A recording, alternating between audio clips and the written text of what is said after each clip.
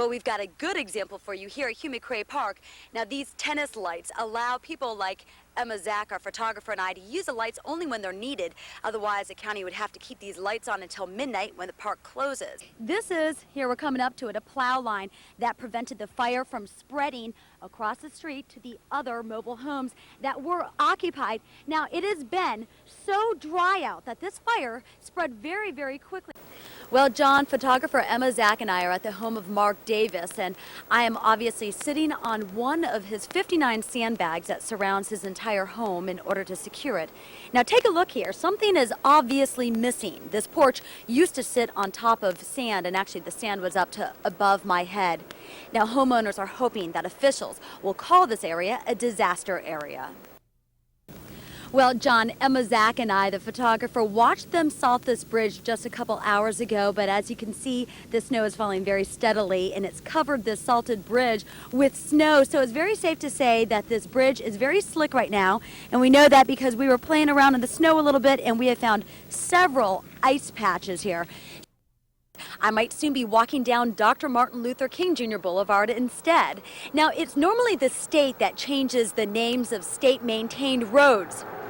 But since Smith Creek Parkway is completely within city limits, they decided to leave the ball in the city's court. John, first of all, it starts in less than an hour here at the old New Hanover County Courthouse, which is the building behind me. And the obvious question is this some type of damage control after the highly publicized problems between City Councilwoman Catherine Moore and the Wilmington Police Department? Now, as it stands, citizens can file their complaints with the Wilmington Police Department against the police, but it is the Wilmington Police Department who investigates those complaints. Citizens can also voice their opinions to several state and federal agencies. Over the last 5 years, 248 citizens have filed complaints against the Wilmington Police Department. During that time, 51 police officers were either fired, resigned during the investigation, or were disciplined. There's no telling how long these sand dunes will be around. The city does plan to put in a fence. They also plan to plant some vegetation like these to help the sand stay put. But a large enough storm could wipe out all this sand in a matter of an hour. Well, you might be wondering what the difference is between a speed hump and a speed bump. Well, speed humps and bumps are both the same height, but speed humps are a little bit longer, meaning it gives your car more of a gradual slope to go over, so it's easier on their shocks and suspension. We asked Clint Childress, what was the hardest part? After all, he was locked up for a year, his integrity doubted, and all of his savings spent on defending himself against rapes he never committed. Once you've had everything taken, and you realize that you're facing 15 to 20 years, you know what I'm saying, of your life, every little thing becomes valuable. It all started July 15th, 2000. Clint was walking home from taking a dip in the pool in the early morning hours. Police had been looking for a serial rapist in the area, and another woman had just been violated. He was taken from a police car, brought in front of the headlights of another police car where the victim of this crime and her daughter were seated, and asked, is this the individual who committed this crime? The woman identified Clint as the rapist. Later they learned it was really David White. In the meantime, police simply had a responsibility to put Clint in jail. But attorney Griff Anderson believes police made two mistakes. One, not using a lineup to identify the suspect in the first place, and later, not chasing other leads. As soon as DNA positively linked David White to two of the series of rapes that were committed in Carriage Hills, it should have become obvious to us as well as to the authorities that one individual had committed these crimes. The rapist asked all his victims for sex toys, assuming two different guys committed the same crime in the same way on the same block was where attorney Griffin Anderson says detectives went wrong.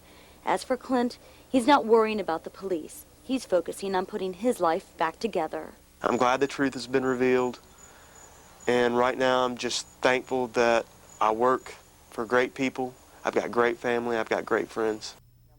And when he picked me up by my ribs and threw me in the corner, it knocked me out.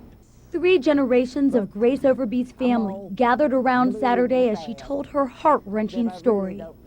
He left me for dead, but the one that had the gun, he said kill the and kill the. So After he hit me across the head, I guess he thought I was dead.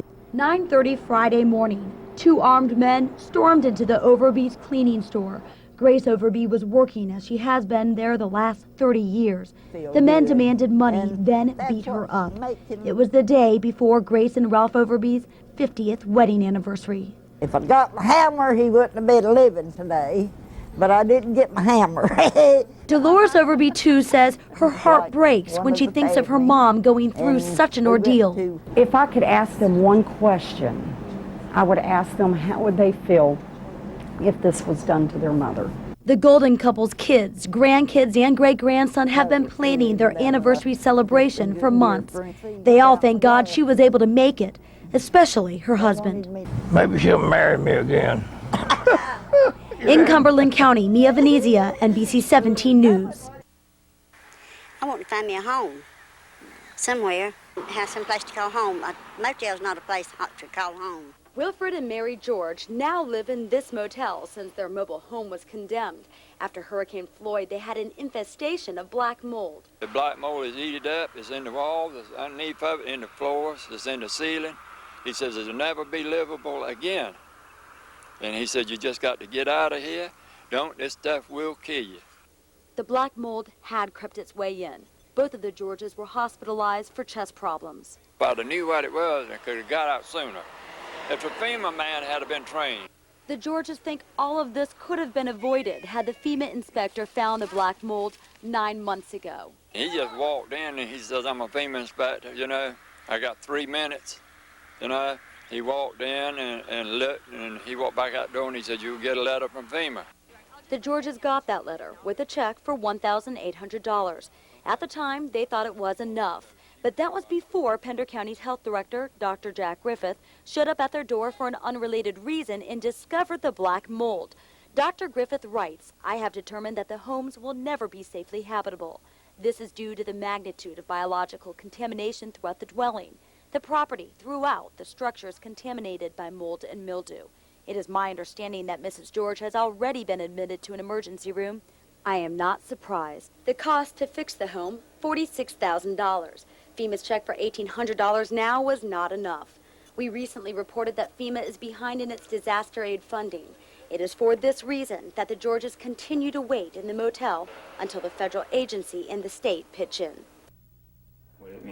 Julius Storch buried his hero, his son Jason, 4 years ago. It would be nothing on a Friday night to catch 10 or 15 kids just sitting out here. He was very popular. At 19 years old, Jason Storch bought beer from a Winn-Dixie in Boone, got drunk, then drove himself to his death. The store is a frontline defense for stopping these kind of activities, and that cashier just hit the override button, didn't check his ID, didn't do nothing, and an hour later Jason passed away. The accident was in 1988. Back then, state law didn't consider parents aggrieved parties. That means Julius Storch couldn't collect damages from Winn-Dixie. It took a few years, but Julius changed that. And we fought, and we fought, and we fought, and we did.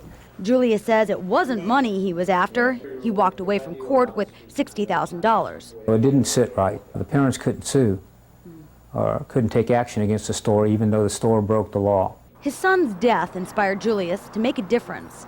He's now the chairman of both the North Carolina Initiative Against Drugs and the Red Ribbon Campaign. Jason's our hero.